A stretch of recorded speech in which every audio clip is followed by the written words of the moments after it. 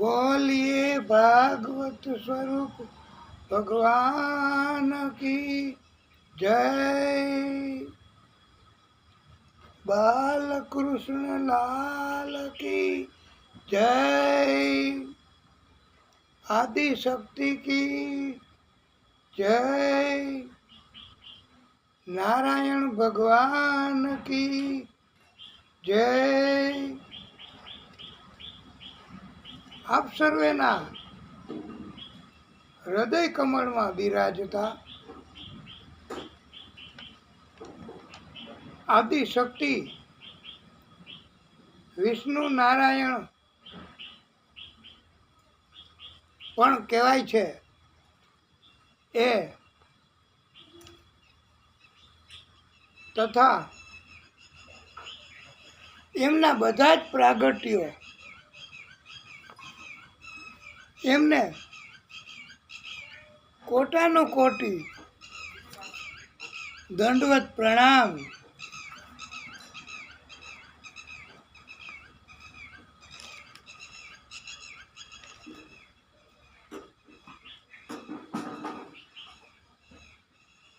આજે મંગલાચરણ નિમિત્તે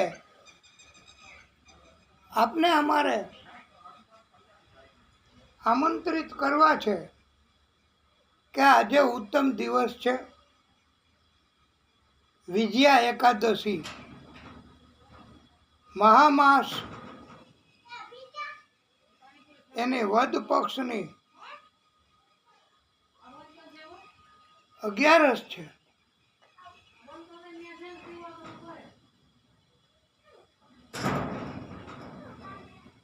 નારાયણ ભગવાનને યાદ કરો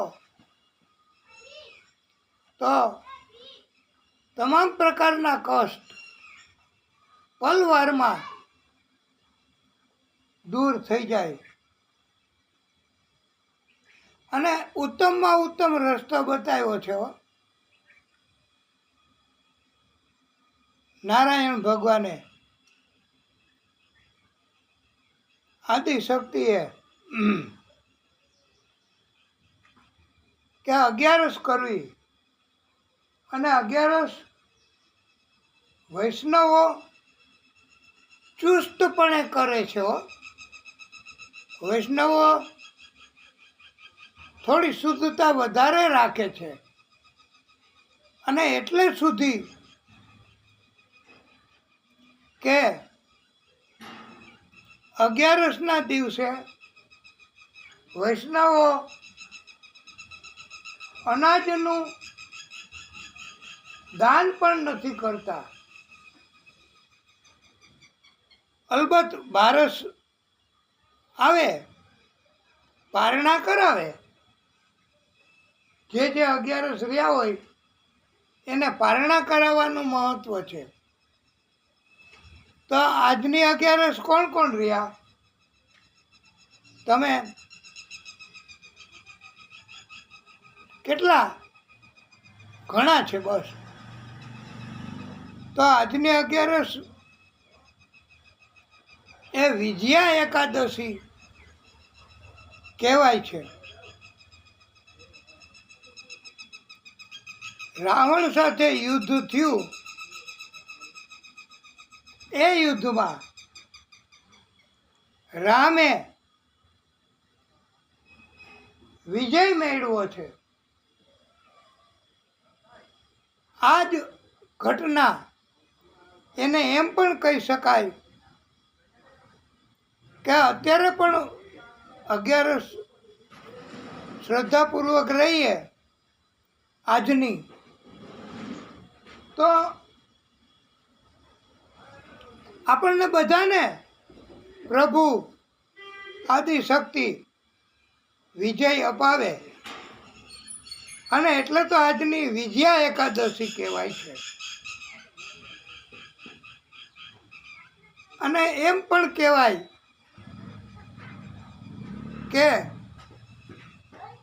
આજની 11 આજે તારીખ 13/2/2026 આજની 11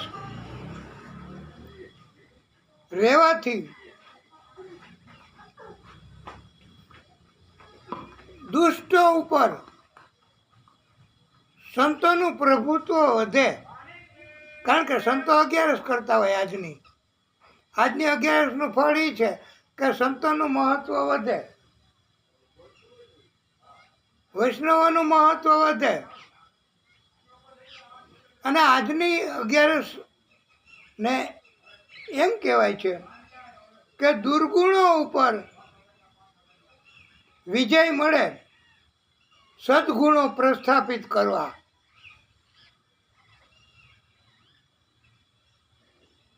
અને આજે લક્ષ્મીપતિ નારાયણ ભગવાન એમનું સ્મરણ કરવું,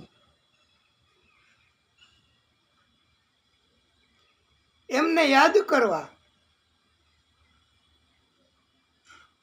એમનો પ્રિય શ્લોક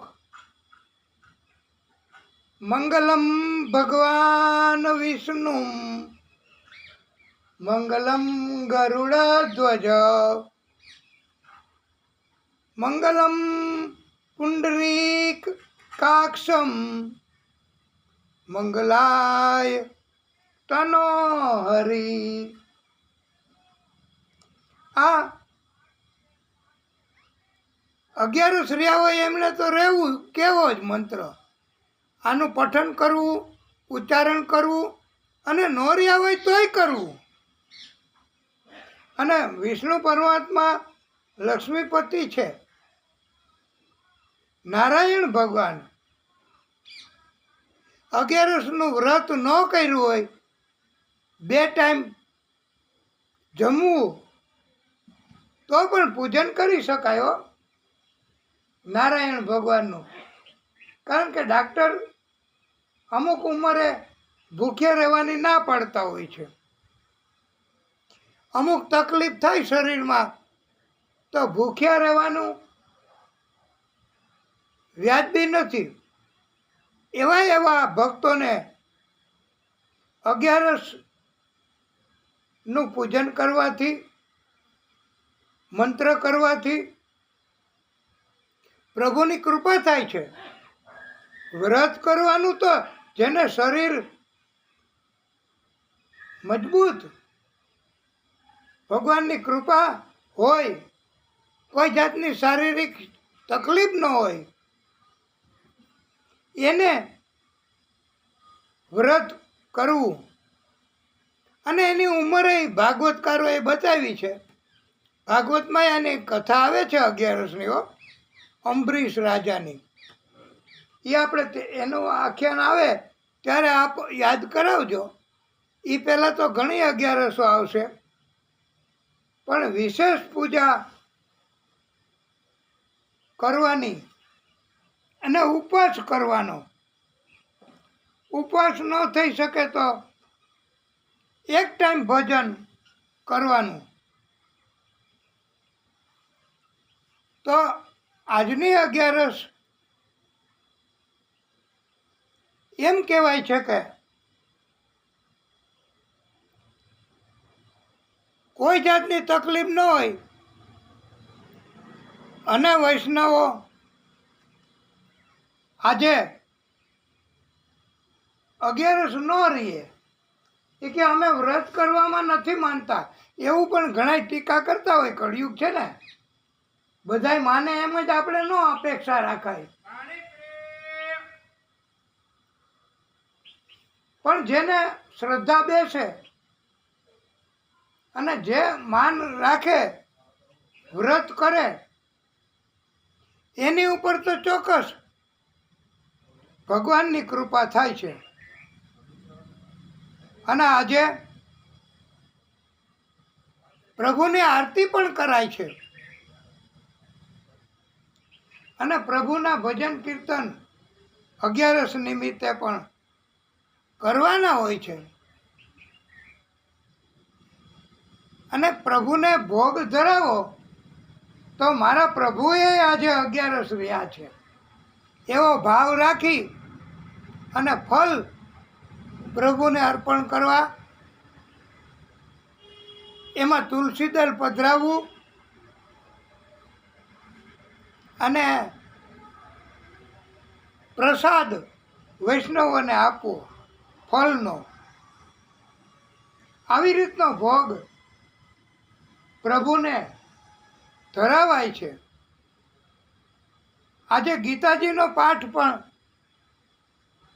કોઈ પણ અધ્યાયનો, કારણ કે આ વૈષ્ણવ સંપ્રદાય એ કૃષ્ણને બહુ જ માનતા હોય છે અને કૃષ્ણને ભોગ ધરાવે છે. પણ એવું નથી. આજે વિષ્ણુ સહસ્ત્ર નામ એના જપ પણ કરવાના હોય છે. વિજય મેળવવો છે ને આપણે, આપણી અંદર એ ઘણા દુર્ગુણો હોય, તો એ દુર્ગુણોનો નાશ કરવા અને એની જગ્યાએ સદગુણો આપણામાં આવે એવી કૃપા ભગવાન કરે. એટલા માટે આજની 11 એ કોઈ પણ ક્ષેત્રમાં, ધર્મ ક્ષેત્રમાં કે ભક્તિના ક્ષેત્રમાં, વિદ્યાના ક્ષેત્રમાં,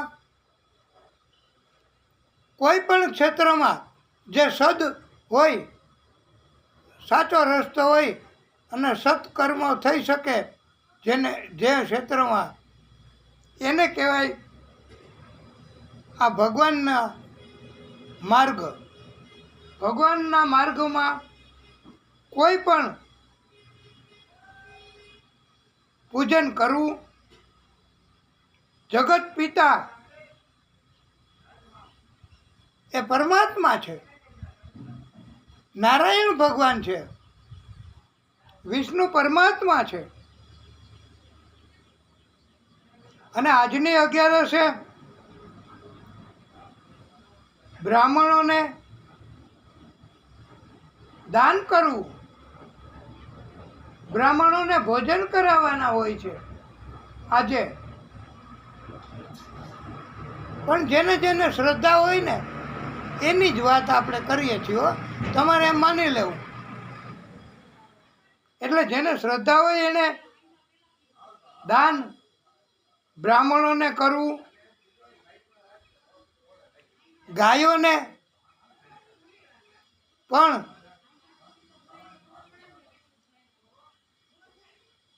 સુંદર મજાના ભોગ અર્પણ કરવા. માતા પિતા, વડીલ, ગુરુજન એમની સેવા કરવી. ગૌ માતા એમની સેવા કરવી. અને આજે બળદની પણ સેવા કરવી એમ કહેવામાં આવ્યું છે હો.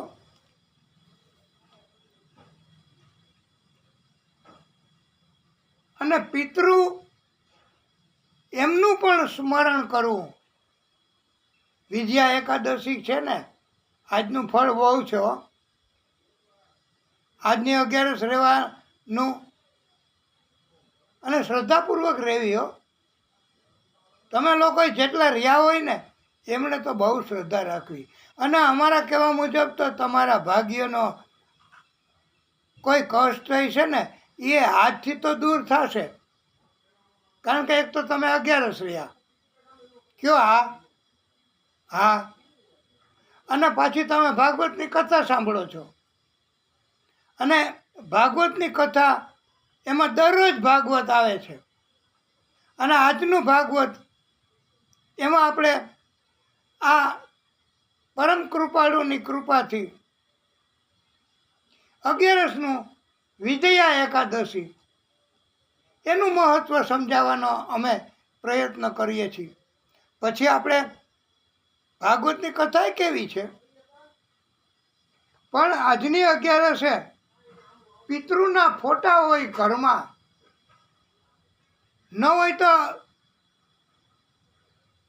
કઢાવી લેવો. અને પછીની 11 નિમિત્તે એનું સ્મરણ કરવું. પિતૃનું સ્મરણ કરવાનું તો અને એનું પૂજન કરવાનું તો વાલા ભક્તો બધી જ 11 હો. હા, પિતૃનું મહત્વ બહુ છે. એ અમે જ્યારે આપને નિત્ય ભાગવતના અંતર્ગત પિતૃમોક્ષ એની કથા સંભળાવશું ત્યારે આપને વિગતવાર કથા કહીશું. આપ યાદય કરાવજો. અને આજે તો ભાગવત કથા સાંભળવાનું બહુ મહત્વ છે.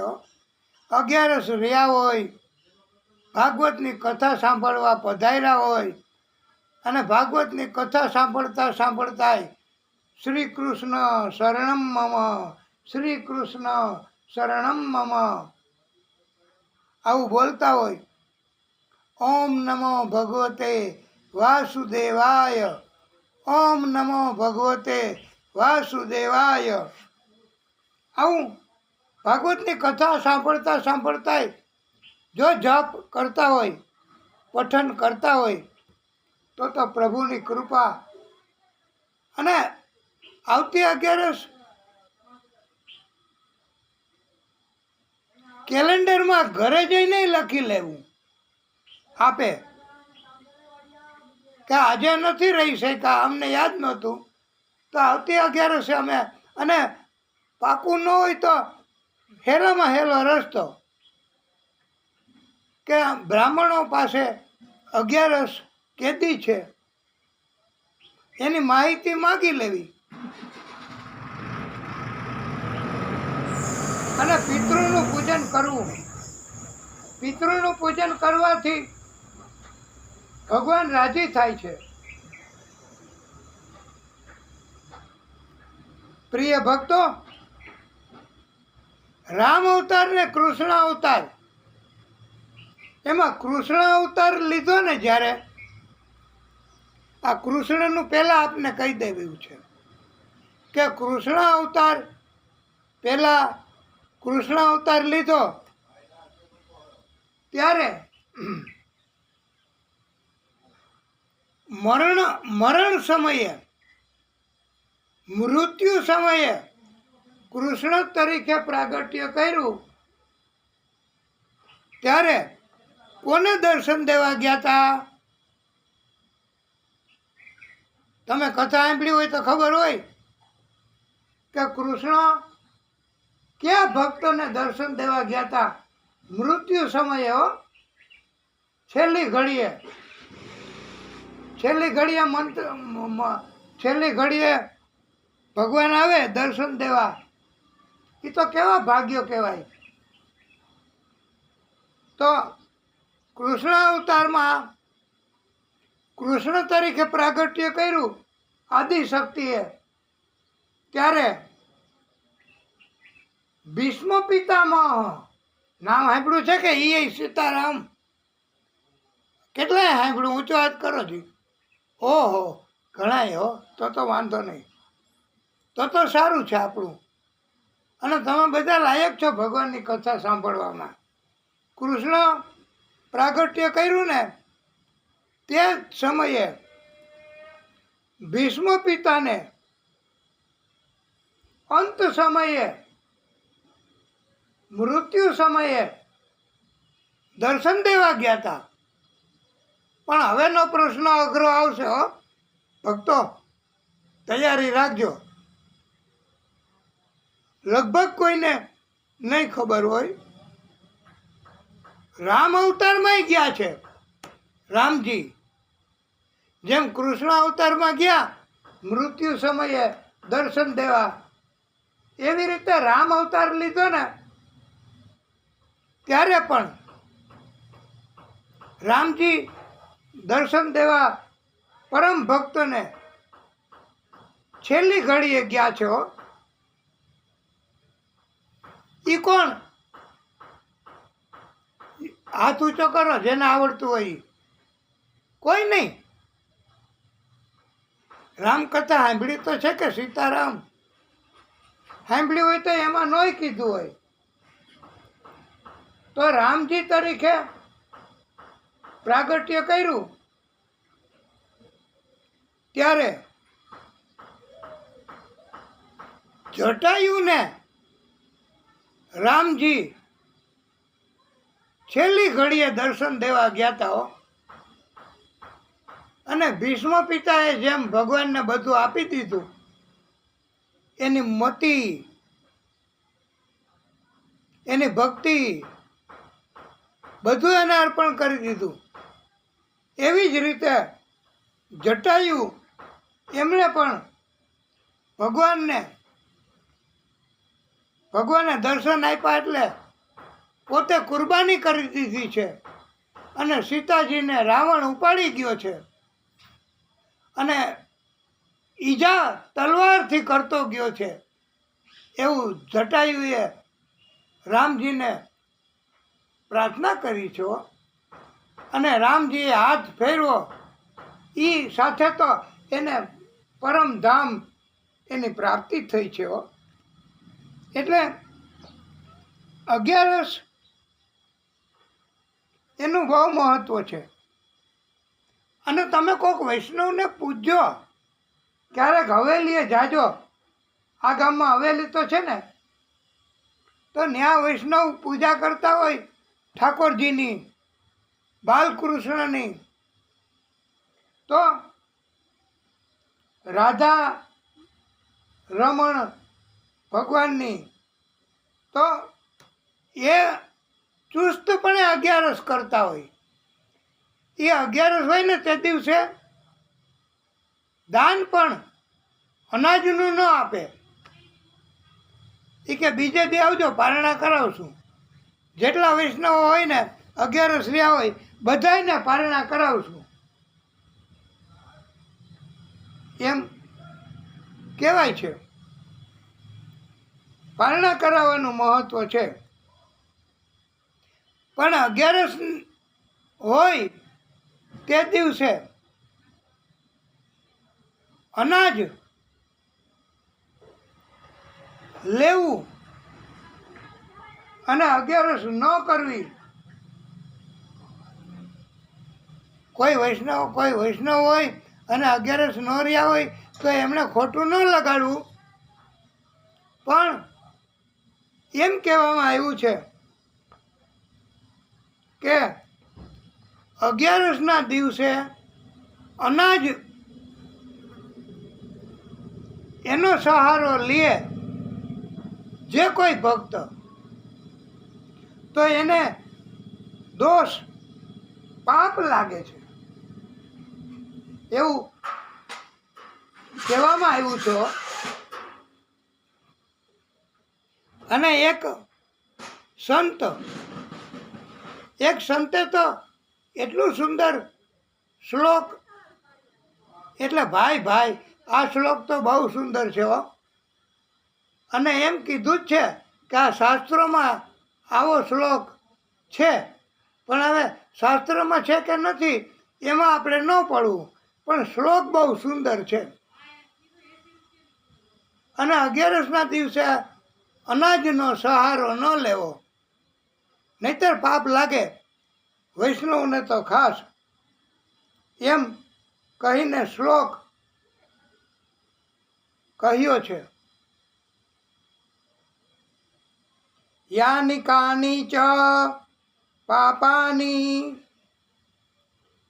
બ્રહ્મહત્યા સમાની ચ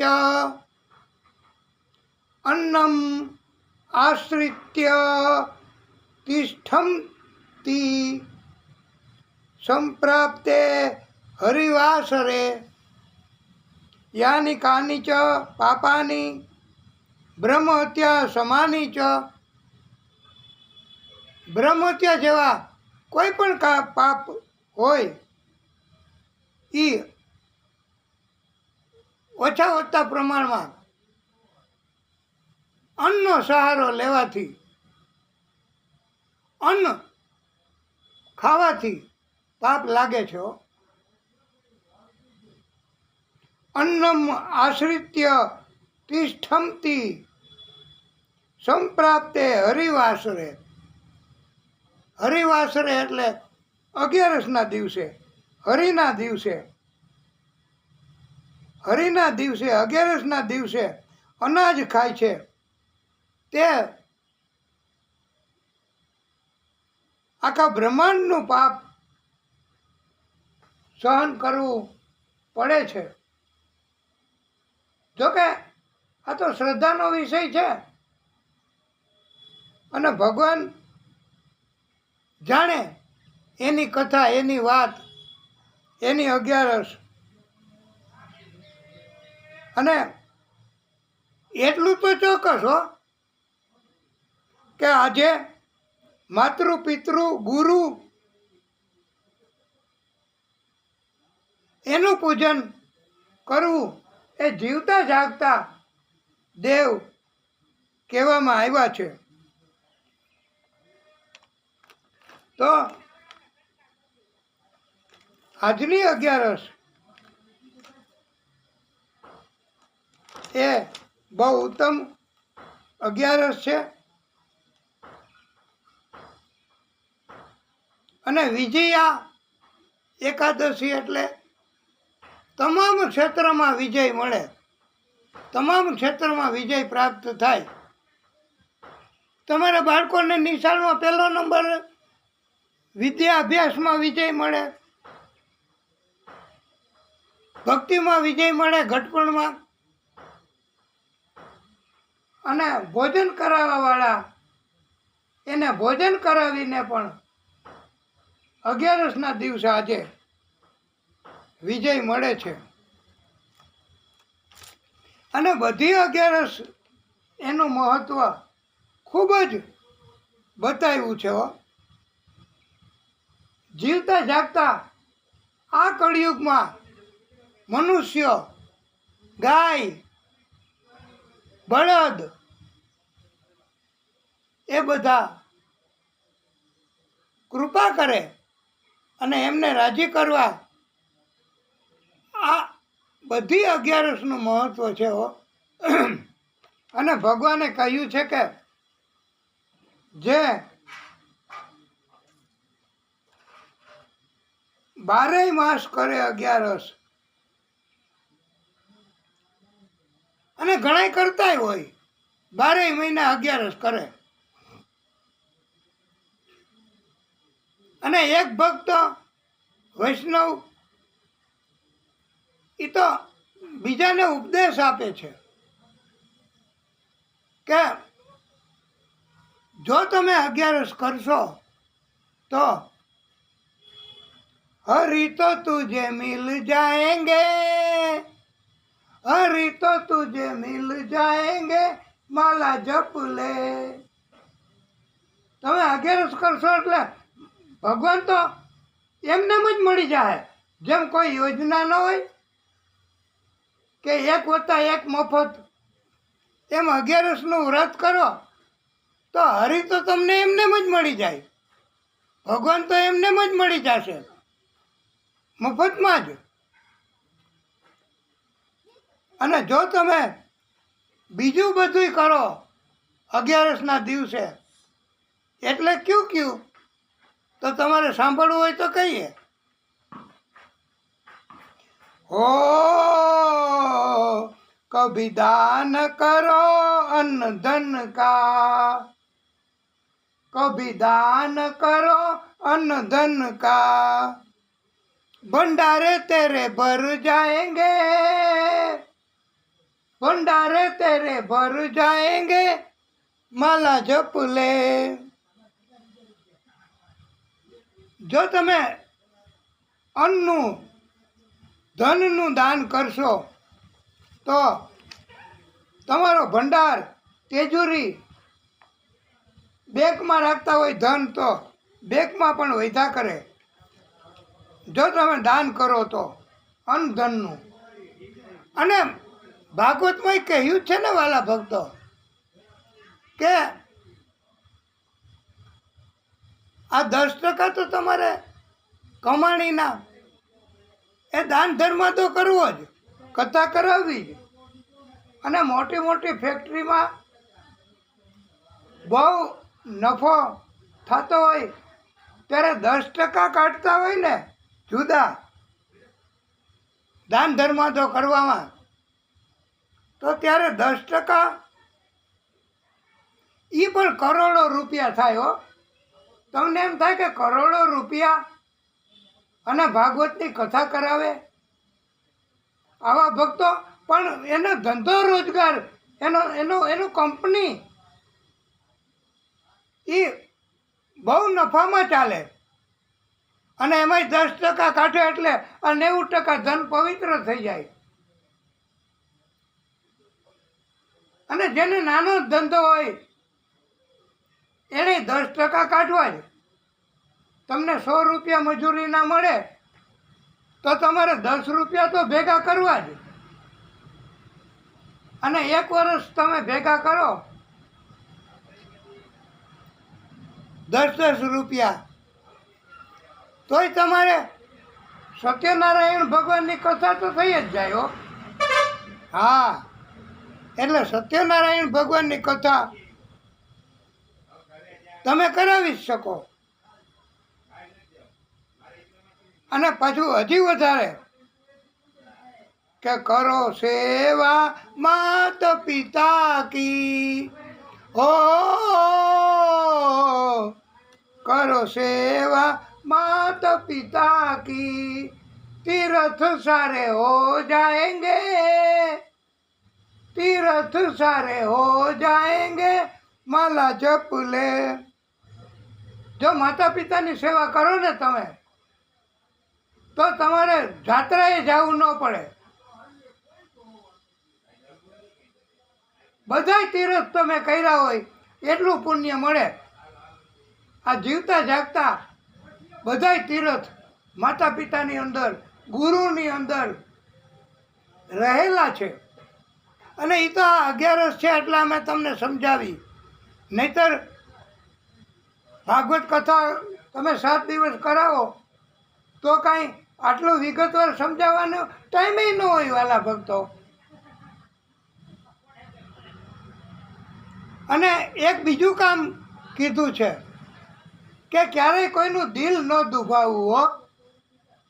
દિલ ન દુખાવવું, કોઈનું હૃદય ભાંગી પડે એવું ન કરવું ભાઈ.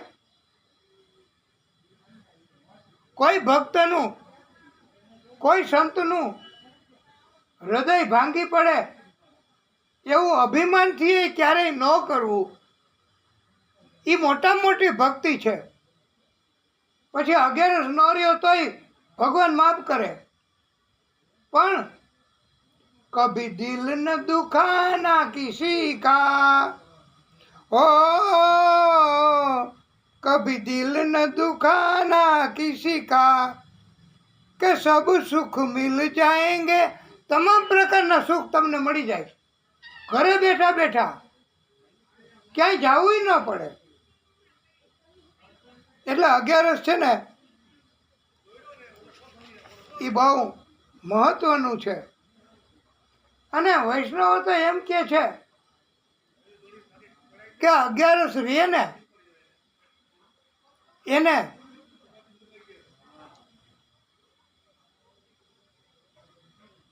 એને તો વ્રજ સુખ મળે હો. વ્રજમાં કેટલું સુખ હોય. વ્રજમાં ભગવાન હોય એટલે બધુંય સુખ હોય. જ્યાં જ્યાં ભગવાન હોય ને ત્યાં બધુંય સુખ મળે.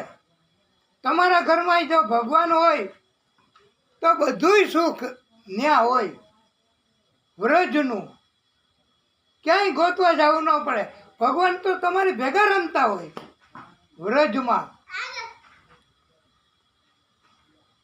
અને એમ કહેવામાં આવ્યું છે કે એકાદશી એટલે ભાઈ ભાઈ. એકાદશી એટલે છેલ્લો શબ્દ એના વિશેનો, કે નંદ બાવાએ પણ એકાદશીના વ્રત કર્યા હતા હો. અને એના ગોવાળિયાઓ બધાય એમણે એકાદશીના વ્રત કર્યા હતા કે આ નંદ યશોદાની ઘેરે ભગવાન આવે તો સારું. 11 કરી હતી અને એને એના ગુરુએ સલાહ આપી હતી. અને આપણે પણ અત્યારે આપણે એટલા માટે વિગતવાર આ 11નું મહત્ત્વ સમજાવવું છે કે આ તો વિજય મળે વિજય પ્રાપ્ત કરી શકો. તમારે ક્રિકેટમાં પહેલો નંબર લેવો હોય અને મોટામાં મોટા ક્રિકેટ રમવાવાળા થવું હોય તો આજની 11 રહ્યો ને તો તમે મોટા વિજય પામી શકો. અને વૈષ્ણવે એમ કીધું છે, ભગવાન પાસે માગ્યું છે કે ધન્ય એકાદશી કરીએ તો વ્રજ સુખ પામીએ. ધન્ય એકાદશી કરીએ તો વૈકુંઠ પામીએ. મારે એકાદશીનું વ્રત કરવું છે, મારે ધ્યાન હરિનું ધરવું છે, મારે વ્રજ ભૂમિમાં વસવું છે. લ્યો, આટલા સંકલ્પ કરી લીધા. કેટલા? કે મારે એક તો એકાદશીનું વ્રત કરવું, પછી મારે હરિનું ધ્યાન ધરવું, પછી વ્રજ ભૂમિમાં મારે વસવું, અને પરમાત્માનું ધ્યાન ધરવું છે. અને આ તમે જો આજની આપણે કથા એનાથી આ ભાગવત ભગવાન રાજી થાય છે. 11ના દિવસે તો શ્રી સત્યનારાયણ ભગવાનની કથા કરાવાય. બહુ મહત્વ છે, બહુ પુણ્ય મળે. ભાગવતની કથા સંભળાય, બહુ મહત્વ, બહુ પુણ્ય મળે. અને વિષ્ણુ ભગવાનની ભક્તિ કરાય, અને થઈ શકે તો રાતના 12 વાગ્યા સુધી જાગરણ કરાય. અને એમ કહેવામાં આવ્યું છે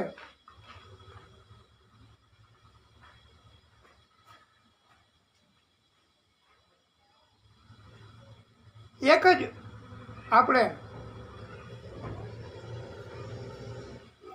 તમને યાદ રહી જાય એવું કે જેણે એકાદશીના વ્રત કીધા છે એને પ્રભુએ પોતાના કરી લીધા છે. અમે 11 કરીએ, તમે 11 કરો તો ભગવાન આપણને પોતાના કરી લે છે. બોલો, છે કે નહીં 11નું મહત્વ? અને આજે તમે કાંઈ ન કરો, ભૂખ્યા ન રહી શકો, તો પણ તમે દાન ધર્માદો તો કરી શકો, ભગવાનની કથા તો કરાવી શકો, તમે સત્યનારાયણ ભગવાનની કથા તો 2 કલાકની એ તો કરાવી શકો કે એ સીતારામ. પણ આજે મહત્વ બહુ છે. હવે તો આવતી 11 ક્યારે આવશે ભાઈ? બીજી 11 હવે આના પછીની 15 દિવસ પછી. તો જેણે આ કથા સાંભળી હોય અને જેની ઉપર પ્રભુની કૃપા હોય એણે આજથી સંકલ્પ કરવો કે અમે 11ના દિવસે હવે 15 દિવસમાં સત્યનારાયણ ભગવાનની કથા કરાવશું. એ તો થઈ શકે કે એ નહીં તો અને બ્રાહ્મણને બોલાવો અને દાન દક્ષિણા આપો તો વૈકુંઠ ધામ મળે છે ભાઈ. અને નારાયણ ભગવાનની જો કૃપા થાય તો કાંઈ ઘટે નહીં વાલા વૈષ્ણવો. અને એમ કહેવામાં આવ્યું છે, મુકમ કરોતિ વાચાલમ પંગુમ લંઘયતે ગિરિમ યત કૃપા ત્વમહં વંદે પરમાનંદ માધવમ. આ આદિશક્તિ, સર્વોચ્ચ શક્તિ પરમાત્મા, જેણે જેણે અવતારો લીધા છે એ પરમાત્મા પોતે, એણે તો એ તો હું ન કરી શકે. શ્રદ્ધા હોય, ભક્તિ હોય તો એ આપણી ઉપર શું કૃપા ન કરી શકે? જે બોલી ન શકતા હોય જન્મથી જેને બોલતા ન હોય, મૂંગા હોય, એને બોલતા કરે. જન્મથી પગ ખોટા હોય, પગ ન હોય અને પગ ખોટા થઈ ગયા હોય જન્મથી જ, તો આવા પાંગડા લોકો નહીં આ પરમાત્મા એ પર્વત ઉપર ચડાવી શકે. બોલો, આ કઈ નાની વાત છે? આવું બીજા કોઈ કરી શકે? અને જેની ઉપર આ પરમાત્માની કૃપા થાય, આદિશક્તિની, નારાયણ ભગવાનની, વિષ્ણુ પરમાત્માની,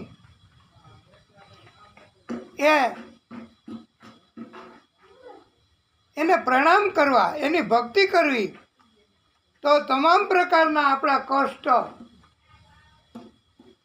એ લઈ લે, હરી લે. એમાં કોઈ શંકા નથી. એટલે એમ કહેવામાં આવ્યું છે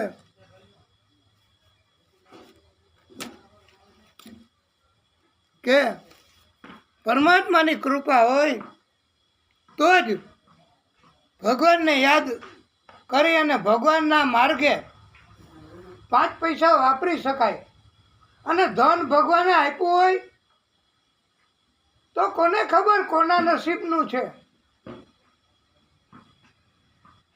તમારા નસીબનું હશે એટલું જ તમે કમાણા કહેવાઓ. ભલે ને કરોડો રૂપિયા તમારી પાસે હોય, અને પછી તો કોને ખબર? આપણામાં કહેવત છે ને ભાઈ, આપણામાં કહેવત છે, ઘણા કહેતા હોય કે હાથે સાથે. જેણે પોતાના હાથેથી દાન કર્યું, પોતાના હાથેથી કથા કરી, પોતાના હાથેથી ભક્તિ કરી, એ સાથે આવવાનું છે. એટલે હાથે એ સાથે એમ કહેવામાં આવ્યું છે. તો પ્રિય ભક્તો, આપણે નિત્ય ભાગવત અંતર્ગત આપણે કાલે કથા અધૂરી મૂકી કે વ્યાસ ભગવાન એમણે ભાગવતનો વિસ્તાર કર્યો. 18,000 શ્લોક એની રચના કરી અને આટલું જ્ઞાન, આટલી ભક્તિ કરી અને આ દિવ્ય પ્રકારનો ગ્રંથ દુનિયાને આપ્યો વ્યાસ ભગવાને. હવે એ પોતે કોને આપતો જાવો? આ ભાગવતનું જ્ઞાન કોને આપતું જાવું? એ ચિંતા હતી. એને બધાય સર્ચ કર્યું. એ કે આ તો કે એ બરોબર નહીં, આ તો કે એ બરોબર નહીં, આ વ્યક્તિ તો કે બરોબર નહીં, આ ઋષિ તો એ કે બરોબર નહીં. તો કોણ? પછી અંતે વ્યાસ ભગવાનને લાયક તો એના પુત્ર સુખદેવ પ્રભુ, જેને ભગવાનનો અવતાર કહેવામાં આવે છે, એ સુખદેવ ભગવાન એમણે લાયક છે ભાગવતની કથા. અને એને કોઈ જાતની લાલચ નથી, કોઈ જાતનો સ્વાર્થ નથી સુખદેવ ભગવાનને. અને ભગવાનનું ભજન કીર્તન ને ભક્તિ સિવાય કાંઈ કરતા નથી. એટલે અને જન્મથી જ એ તો વયા ગયા હતા સુખદેવ ભગવાન. એનો કુટુંબ છોડીને, માતા પિતાને છોડીને એ કે મારે તમારામાં નથી પડવું, મારે તો ભક્તિ કરવી છે. એટલે સુખદેવ ભગવાન લાયક છે, પણ એને ગોતવા કેવી રીતે? એ ક્યાંય છે. અને મારે આ ભાગવત સુખદેવ ભગવાનને આપવું છે, તો એ સુખદેવ ભગવાન લાયક છે. ભાગવત એને આપતો જાઓ તો એનો દુરુપયોગ નહીં થાય. ઘણા લોકો પણ ભગવાન માફ કરે હો. ઘણા લોકો જાહેરાત માટે આ ભાગવત એનો ઉપયોગ કરતા હોય અને વખાણ કરાવવા માટે. અને વક્તાઓ તો પછી શું કરે કે જેવી યજમાનને હોય, ઘણા યજમાનોને એમ હોય કે અમે અડધા કરોડો રૂપિયાનો ખર્ચો કરશું, પણ તમે અમારા 2 શબ્દ 2 વખાણ કરજો અને અમારી ફેક્ટરી, અમારા કુટુંબ એની પણ હારે હારે વાત કરતા જાજો. તો અમે વક્તાઓ પણ એવું કરીએ અને કથા ઓછી કરીએ. પણ અત્યારે કળિયુગ છે ને, અમારે એમ હોય કે 2 કથા અપાવજો ભાઈ. તમે જો ભગવાનની કથાથી રાજી થયા હોય તો તમે 2 કથા અમને વધારે અપાવજો. એટલે અમે વખાણ કરતા હોય.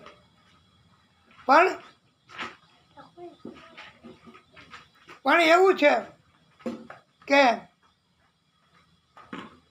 સુખદેવ ભગવાન એ લાયક હતા હો. અને તમારે જ્યારે કથા કરાવવી હોય ને, ત્યારે અત્યારે તો મોટે ભાગે એવું છે કે અમે ક્યાં કોઈની વાત કરવા નવરા, કે અમારે કોઈની વાત કરવાનો ક્યાં કાંઈ ટાઈમ જ છે. પણ એટલું તો પાકું જ કે સામાન્ય કથા, કોઈ કથા સામાન્ય નથી. પણ કથા કરાવવા માટે બ્રાહ્મણ મળે ને ત્યાં સુધી બીજા કોઈને ન કહેવું. નહીંતર કથા તો બધાયને ફાવતું હોય, આવડતું હોય, પણ ભગવાને લાયક ગણ્યા છે બ્રાહ્મણોને. બ્રાહ્મણો માટે કથા કહેવાનો બ્રાહ્મણોને હક આપ્યો છે, જેવું આવડે એવું. પણ બ્રાહ્મણ હોય એટલે ભગવાન રાજી. કારણ કે એ બાને તમે બ્રાહ્મણને ભોજન કરાવો, એ બાને તમે બ્રાહ્મણની સેવા કરો, એ બાને તમે બ્રાહ્મણને પાણી, જલ, ચાય, ઉતારો બધું આપો, તો ભગવાન તમારી ઉપર એ કૃપા કરે. એટલે સુખદેવ ભગવાન લાયક હતા ભાગવતની કથા કહી શકે એટલા માટે. પણ એ તો જન્મથી વયા ગયા હતા જંગલમાં, એને રોકાતા પણ ન રોકાણા, તો હવે એને ગોતવા કેમ? ત્યારે વ્યાસ ભગવાનને ખબર હતી કે એને ભાગવતની કથા ગર્ભમાં હતા ત્યારથી જ એમાં રસ હતો અને ભાગવતની કથા એણે સાંભળી હતી. એટલે ભાગવત એના શ્લોક તમે બોલશો તો એ ગમે ત્યાં છે સાંભળશે એટલે તરત તમારી પાસે આવશે. અને તમારી પાસે આવે એટલા માટે તમારે શ્લોક બોલવા પણ અડધા અડધા હો. અડધા બોલશો ને એટલે એ તરત આવશે તમારી પાસે. કે આખા કેમ નથી બોલતા? આખા બોલો ને, બહુ સરસ છે શ્લોક. તો તમે અડધા શ્લોક બોલજો. એમ કરી અને વ્યાસ ભગવાને અડધા શ્લોક બોલવાનું કહ્યું.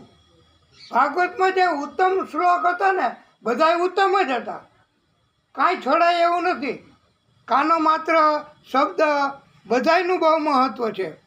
પણ વ્યાસ ભગવાનને કીધું કે આ શ્લોક તમે અડધો બોલજો અને બીજો પણ શ્લોક તમે અડધો બોલજો તો એ સાંભળશે અને તમારી પાસે આવશે અને તમને કહે કે કેમ અડધા જ બોલો છો, ત્યારે તમે કહેજો કે અમારા ગુરુ એ આખા તમને સંભળાવશે, હાલો. તો અડધા શ્લોક બોલવાનું શિષ્યોને સમજાવી અને વનમાં મોકલા. એ શ્લોક આપને અમે સંભળાવશું, આપ શાંતિથી જ સાંભળજો, ઊંચા નીચું કંઈ થવાની જરૂર નથી. બરહા પીડમ નટવર વપુઃ કર્ણયો કર્ણિકારમ બિભદ્રવાસ કનક કપીશમ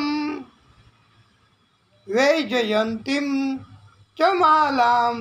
આ આખો શ્લોક છે હો, એ તમારે અડધો ગાવાનો. અને એક બીજો શ્લોક એ આખો આપને સંભળાવીએ, તમારે અડધો ગાવાનો. રંધ્રાન વેણો અધર સુધયા પૂરયન ગોપવૃંદૈ. અડધો શ્લોક પછી આખો સંભળાવીએ. વૃંદારણયમ સ્વપદ રમણમ પ્રાવિશદ ગીત કીર્તિ. આ શ્લોકનો અર્થ એવો છે કે નટવર વપુ અને જેના મસ્તક ઉપર મોર મુકુટ છે, ભગવાનનું વર્ણન છે સુંદરતાનું, કે જેના મસ્તક ઉપર મોર મુકુટ છે, નાટક કરવામાં જેને ઉત્તમ લીલા કે કરતા આવડે છે, એને નટવર વપુઃ કહેવાય. કે નાટક ભજવવામાં બહુ ઊંચામાં ઊંચા કલાકાર હોય ઘણાય, એને નટવર વપુ કહેવાય. ભગવાનને નટવર વપુ કહેવાય છે અને સુંદર લીલા કરનારા છે, જેનું સુંદર સ્વરૂપ છે. અને બે કાન વચ્ચે જયકા ન હોય. આપણે તમે તમારા કાન જોજો, બે કાનમાં વચ્ચે જગ્યા હોય છે, ડાબી બાજુનો કાન અને જમણી બાજુનો કાન. એમાં તમે જોવો તો ત્યાં જગ્યા હોય થોડીક. એ શું કામ હોય? તો ઘણા એમ કે ને ચશ્માનો દાંડલો રાખવા માટે, પણ ના, ભગવાન ત્યાં શું રાખતા? કૃષ્ણ ભગવાન ત્યાં જગ્યા હોય ને કાન વચારે, તો ત્યાં કરેણનું ફૂલ રાખતા.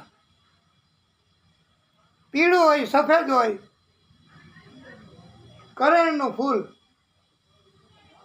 અને ઘણાય તો અત્યારે તો હવે દુરુપયોગ એ કરતા હોય. બે કાન વચારે જગ્યા હોય ને ત્યાં ઘણાય તો પેન્સિલ રાખતા હોય. ઘણાય લખવું હોય ને એ કે માપ કરો તમારું 36 કમર, તો લખી નાખે 36, લંબાઈ 45, તો 45 લંબાઈ લખી નાખે. પછી પેન્સિલને આ મૂકી દે કાન વચારે. આ જગ્યાનો ઉપયોગ આવી રીતે કરે. પણ ભગવાનને આ કરેણનું ફૂલ રાખતા. શું કામ રાખતા? કરેણનું ફૂલ કે ડાબી બાજુના કાનમાં જો રાખ્યું હોય તો ભગવાન ડાબી તરફ જવાના છે ગાયું ચરાવવા, અને જમણી બાજુના કાનમાં કરેણનું ફૂલ રાખ્યું હોય તો જમણી બાજુ જવાના છે. એમ ગોપીઓને ખબર પડે એટલે ભગવાન બે કાન વચ્ચે જગ્યા હોય ત્યાં કરેણનું ફૂલ રાખતા. અને બહુ સુંદર લાગતું હો કરેણનું ફૂલ. અને પ્રભુ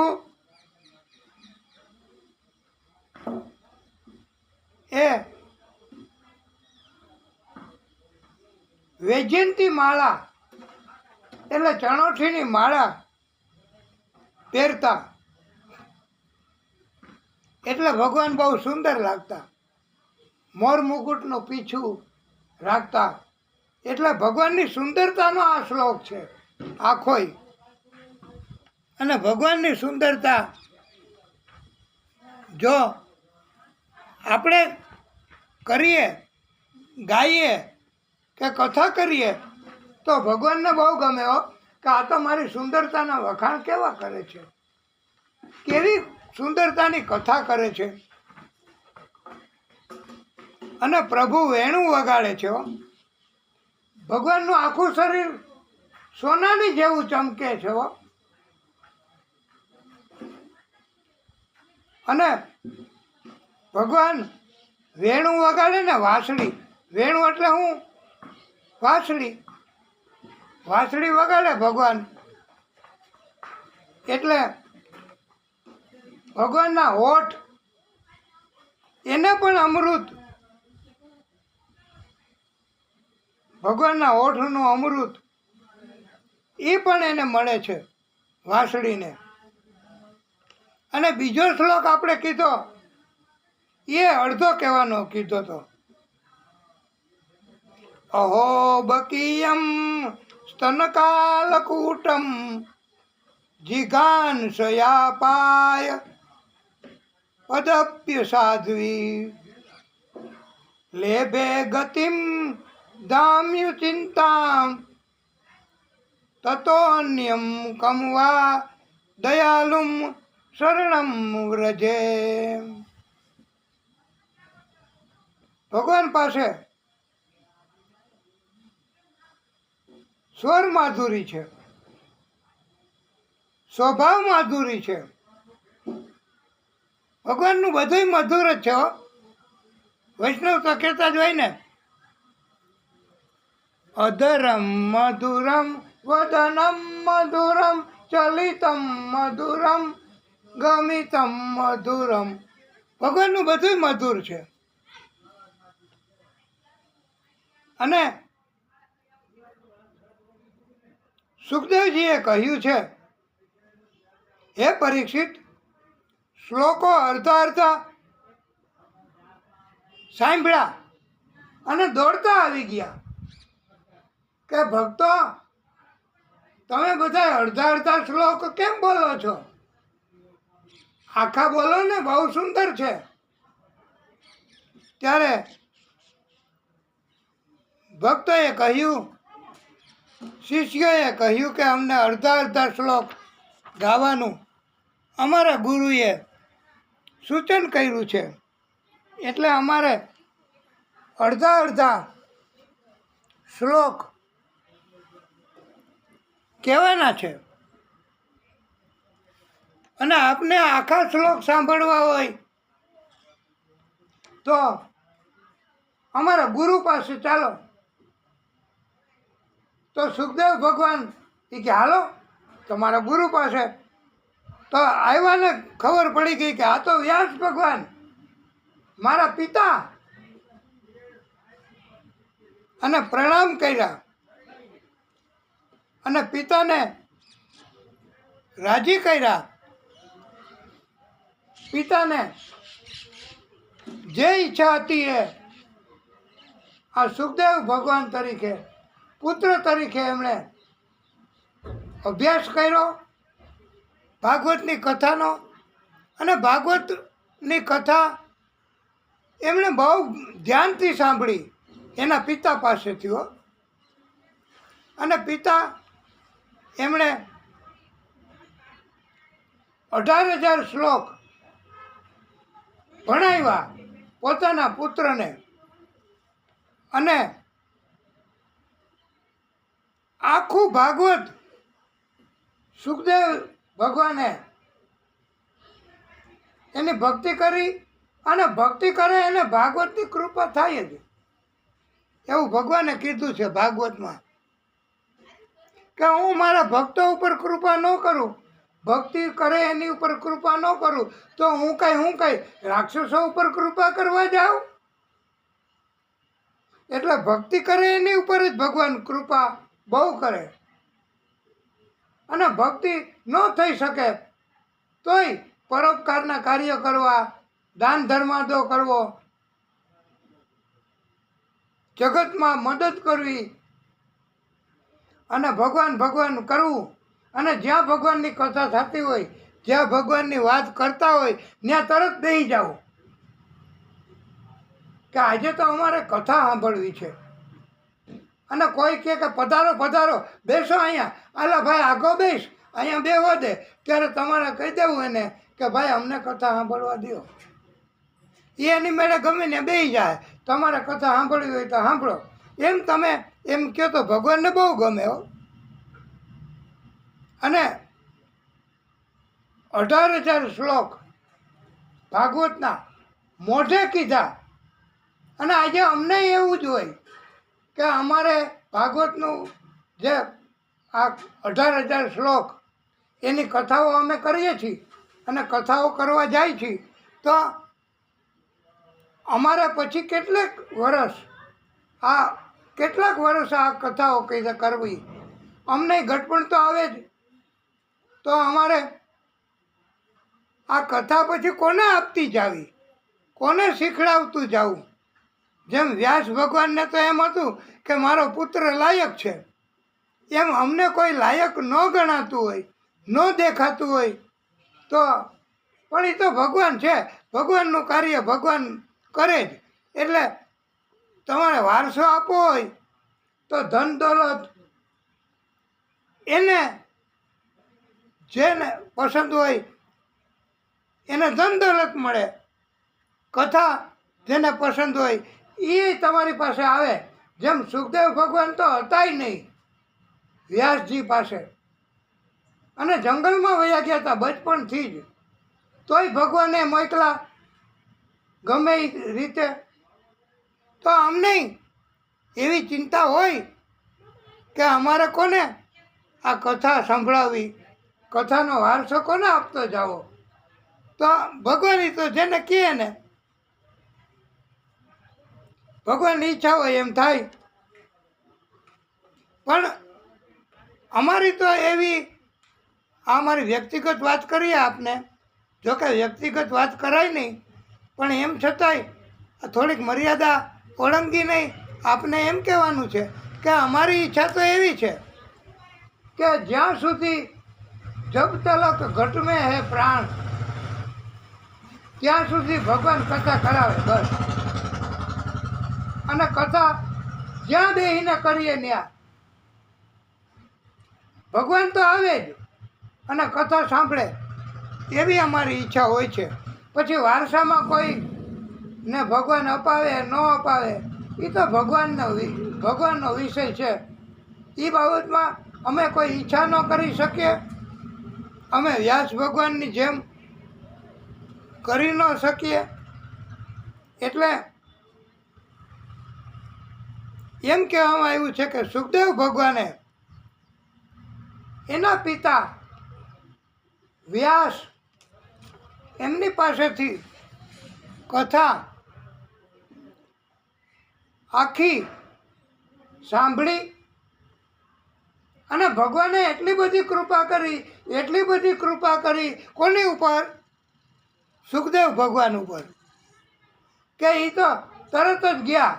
એ જો એ વસ્ત્રો ન પહેરતા, સુખદેવ પ્રભુ એ વસ્ત્રો ન પહેરતા, હાવ દિગંબર.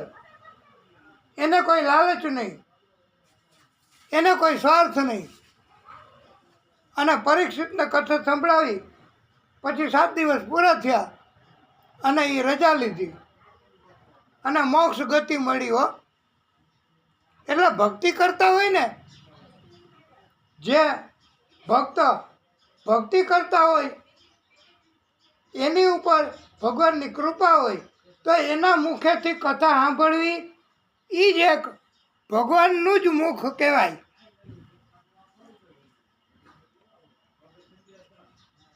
અને એની કથા સાંભળવાથી, એના મુખેથી કથા સાંભળવાથી, ભલે ધીમે ધીમે, કોઈ ઉતાવળ નહીં.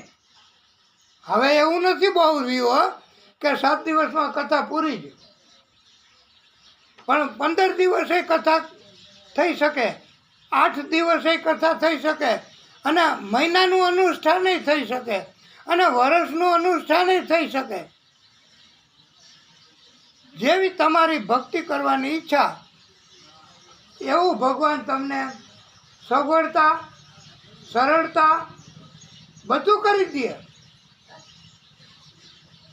પણ તમે ભગવાનના પ્રિય થવા જોઈએ. બસ ભગવાનના પ્રિય થવા માટે કેટલા કરોડ રૂપિયા જોઈએ?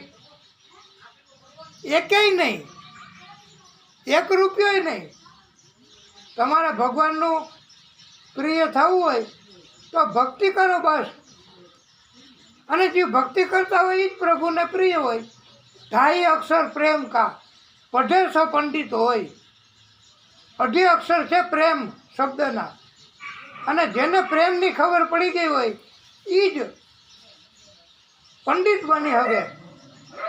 ભણવા જવાની જરૂર નથી. એ તો દુનિયાને છેતરવા, સ્વાર્થ કરવા અને બેઈમાની કરવી હોય, ચીટિંગ કરવું હોય તો એને એ બધું જરૂર પડે છે.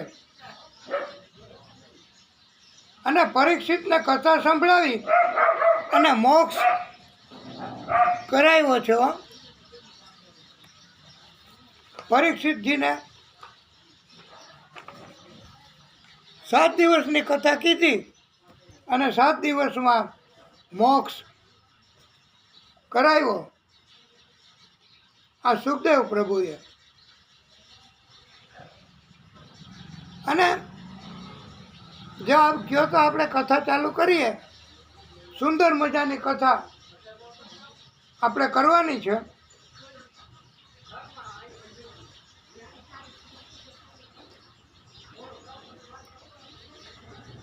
એકવાર નારદજી કૈલાસ પર્વત ઉપર મહાદેવજી સમાધિમાં હતા ને ત્યારે પહોંચ્યા. નારદજીઓ નારાયણ નારાયણ નારાયણ. અને ભગવાન મહાદેવજી તો સમાધિમાં હતા. આ કાલે નહીં ને પરમ દિવસે શિવરાત્રિ થાય ને તો આપણે મહાદેવજીની કથા પણ વિગતવાર અને એને રાજી કરવા માટે કરવી છે. અને મહાદેવજીની કથા આજે પણ આપણે શરૂ કરીએ. 11 છે તો મહાદેવજીને બહુ ગમે હો. મહાદેવજી કથા કરે ને કા કથા સાંભળે અને કા સમાધિ, 3 જ કામ કરે. એટલે મહાદેવ. અને શિવરાત્રિ છે ને એ નિમિત્તે આપને જરાક એવું કહેવું છે કે મહાદેવજીનું સ્મરણ કરવાથી, મહાદેવજીની કથા કરવાથી મહાદેવજી પ્રસન્ન થાય છે. અને દેવીએ કહ્યું કે મહાદેવજી તો સમાધિમાં છે, પણ તમે જે કાંઈ કામ હોય હે દેવર્ષિ અમને કહો તો હું પણ મહાદેવજીને બદલે કરી દઈશ. મારાથી થઈ શકશે એ બધું. અને મહાદેવ અને મારી વચ્ચે કોઈ ખાનગી વાત છે જ નહીં.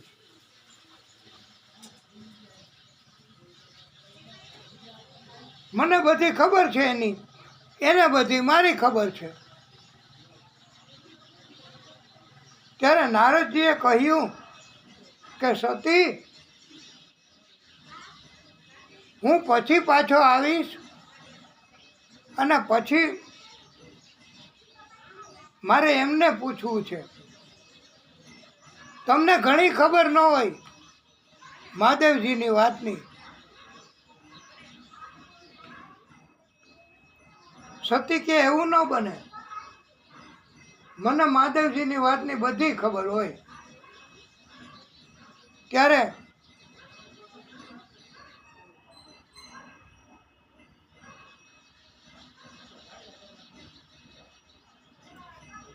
નારદજીએ પૂછ્યું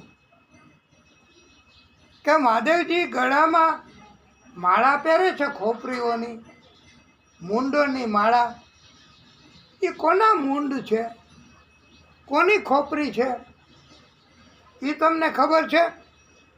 તો સતીએ કહ્યું, ના, મને ખબર નથી કોના મૂંડ છે એ. અને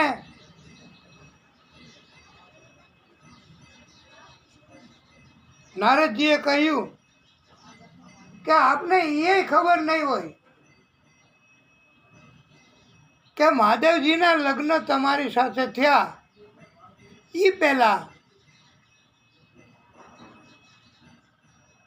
ઘણી વાર મહાદેવજીના લગ્ન થઈ ગયા છે, એ તમને ખબર છે? તો સતીએ કીધું, એ મને ખબર નથી હો કે મહાદેવજીના લગ્ન થઈ ગયા હોય. એટલે નારદજીએ કીધું, સતી, આ તો ભગવાન છે, માટે હું પછી પાછો આવીશ. સતીને તો ગુસ્સો થયો કે મને મહાદેવજીએ કેમ કાંઈ વાત ન કરી ક્યારેય. અને પછી તો એ કે સમાધિમાંથી જાગે એટલી વાર. અને મહાદેવજી સમાધિમાંથી જાગ્યા. સતીએ કહ્યું, પ્રભુ, આપના ગળામાં આ જે માળા છે, મૂંડ માળા, એ કોના મૂંડોની માળા છે? અને શા માટે તમે પહેરો છો ખોપરીઓની માળા? અને પ્રભુ, મારી સાથે તમારા લગ્ન થયા એ પહેલાં તમારા લગ્ન થઈ ગયા છે? તમે સાદી શુદ્ધા છો? મહાદેવજી કે હા. તો એ કે તમે મને કેમ કાંઈ કીધું નહીં ક્યારેય? પણ એ કે દેવી, પ્રસંગ એવો બને તો કહીશ, અને કહેવાય, પ્રસંગ વગર શું વાત કીધા કરવી કોઈ પણ.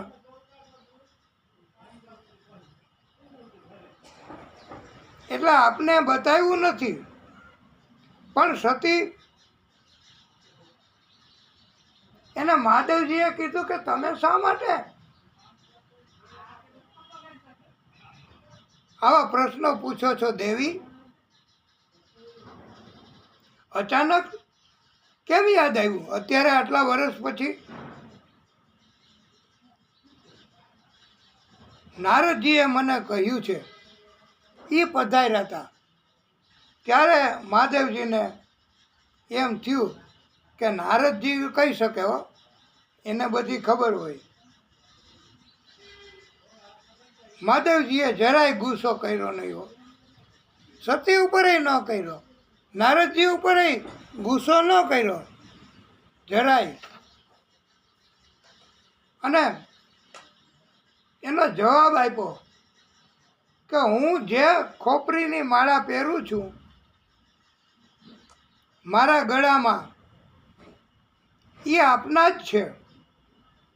મૂંડ ખોપરીઓ બધી આપની જ છે. હું આપને બહુ પ્રેમ કરું છું, તેથી આપના મૃત્યુ થાય પછી હું આપની યાદ રહીએ એટલે આપની ખોપરી લઈ લઉં અને એની માળા પહેરું છું બનાવીને, એટલે આપની યાદ ભૂલાય નહીં.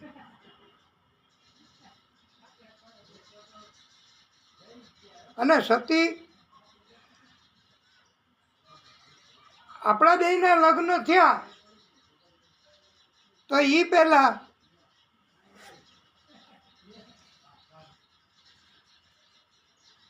આપણા બેયના લગ્ન થયા એ પહેલાં મારા લગ્ન અનેક વાર થયા છે, અને એટલે તમારા જન્મ થયા, એટલે તમારી સાથે જ મેં લગ્ન કર્યા છે. આની પહેલાં અનેક વાર તમારું મૃત્યુ થાય પછી તમારો બીજો જન્મ, પછી ત્યાં પણ હું તમને પરણવા આવ્યો છું. ત્યારે સતીને એમ થયું કે પ્રભુ, તો તમારે જન્મ ન લેવો પડે, અને અમારે કેમ મૃત્યુને જન્મ લેવા પડે? ત્યારે ભગવાને મહાદેવજીએ કીધું કે સતી, મેં અમર કથા સાંભળી છે, અને અમર કથા સાંભળવાથી મૃત્યુ ન થાય, પણ પ્રભુની કૃપા હોય હો. એટલે અમર કથાથી જેમ અમર બની જવું, અને પછી ન મૃત્યુ આવે કે ન રહી શકાય પૃથ્વી ઉપર, એવું ન બને. અમર કથા સાંભળવાથી અમરત્વ આવે ને, એ પ્રભુની કૃપાથી આવ્યું કહેવાય. અને એટલે અમર કથાનું મહત્વ છે. અને એનું મૃત્યુ તો આવે જ અમર કથાથી, પણ બહુ લાંબુ હોય. એને ઈચ્છા મૃત્યુ પણ કહી શકાય, કે એને ઈચ્છા થાય ત્યારે મૃત્યુ અપનાવી શકે. અને દેવીએ કીધું કે તો અમને અમારું બનવું છે, અમારું મૃત્યુ ન થાય, આપની જેમ લાંબુમાં લાંબુ આયુષ્ય થાય, અને અમારી ઈચ્છા થાય ત્યારે અમારે વયું જવું, એવું વરદાન મળે. એટલે અમને પણ અમર કથા સાંભળવી છે. સતીએ કહ્યું કે મને અમર કથા સાંભળવી છે. ત્યારે મહાદેવજીએ કહ્યું કે સતી, તમને હું એકને જ અમર કથા સંભળાવીશ. તમારા સિવાય બીજા કોઈ જીવ ત્યાં હોવા ન જોઈએ. એક ગુફામાં ગયા બે, અને મહાદેવજીએ કહ્યું કે સતી, આ ગુફામાં કોઈ જીવ રહેવા ન જોઈએ, બધાને હકાલી કાઢો, તમે અને હું બે જ, અને કથા સંભળાવીશ તમને. ત્યારે 3 તાલી મારી સતીએ, 3 તાલી પાડી, અને અમર બધાય ગુફા છોડીને જીવો બધાય વયા ગયા. કારણ કે આ તો સતીનો આદેશ, મહાદેવ પત્ની.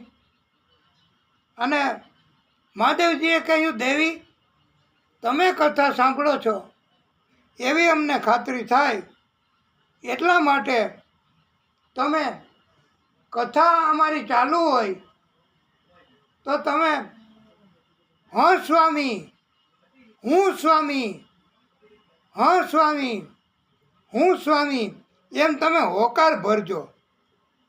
અને હોકાર ભરશો ને તો અમને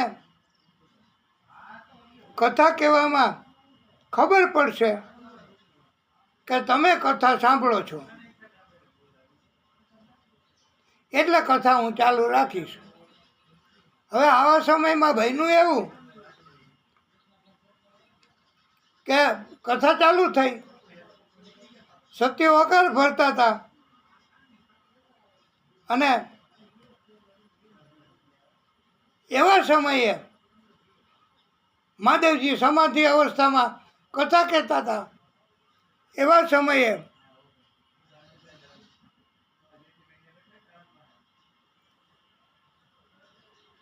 પ્રિય ભક્તો,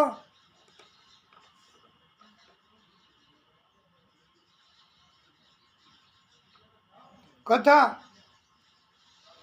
દરમિયાન પોપટનું ઈંડું હતું ને, એમાંથી એક બચ્ચું નીકળ્યું. એ તો જીવ થઈ ગયો, પહેલાં ઈંડું હતું, જીવ નહોતો. અને પોપટની અંદર જન્મજાત એવો ગુણ હોય છે કે એ બધુંય સમજી શકે. એટલે એને ખબર પડી ગઈ, ચતુરાઈનો ગુણ હતો કે અહીંથી ઓકાર ભરે છે અને વાંચી કથા સંભળાવે છે. કથા બહુ દિવ્ય છે. તો સતીને નીંદ આવી ગઈ કથા સાંભળતા સાંભળતા, અને પોપટનું બચ્ચું હોકાર ભરવા લાગ્યું કથા સાંભળવી હતી એટલે. તો એણે હા સ્વામી, હા સ્વામી, હું સ્વામી એમ કથા કીધી અને કથામાં હોકાર ભર્યા. અને કથા પૂરી થઈ ત્યારે મહાદેવજીએ કહ્યું કે સતી, તમને નીંદ આવી ગઈ? કે હાજી. તો હોકાર કોણ ભરતું હતું?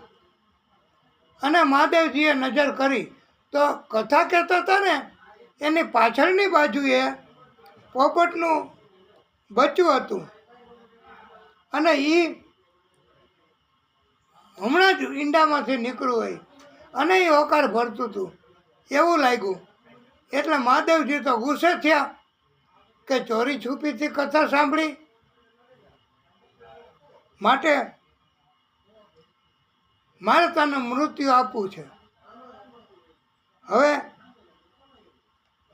મહાદેવજીને ગુસ્સો થયો અને મહાદેવજીનો ગુસ્સો હવે કેમ શાંત થાય? પોપટના બચ્ચા ને પછી મહાદેવજીએ ત્રિશૂળ લઈને એની પાછળ ગયા હો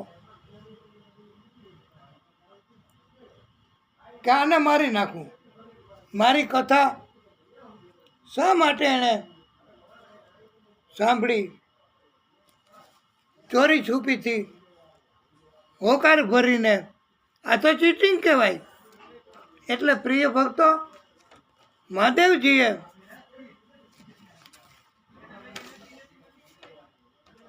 ત્રિશૂળ લીધું અને પોપટના બચ્ચાને ખબર પડી ગઈ કે પ્રભુ હવે ગુસ્સે થયા છે, મને મારી નાખશે. હવે શું થાય છે હવે પછીની આપણે નિત્ય ભાગવતની કથામાં આવતીકાલે કહેશું. આજે આપણે આ કથાને અહીંયા વિરામ આપીએ. બોલીએ ભાગવત સ્વરૂપ ભગવાન કી જય. નમઃ પાર્વતી પતયે હર હર મહાદેવ હર. હે પ્રભુ, હે ભાગવત સ્વરૂપ ભગવાન, આપણે બધાએ હવે કાલે કથા કરીશું. ભગવાન આપણને કાલે પણ તમામ રીતે આનંદ સુખ આપે અને કાલે પાછા કથા કરી શકીએ એવી શક્તિ આપે એવી ભગવાનને પ્રાર્થના. બોલીએ આદિ શક્તિ કી જય.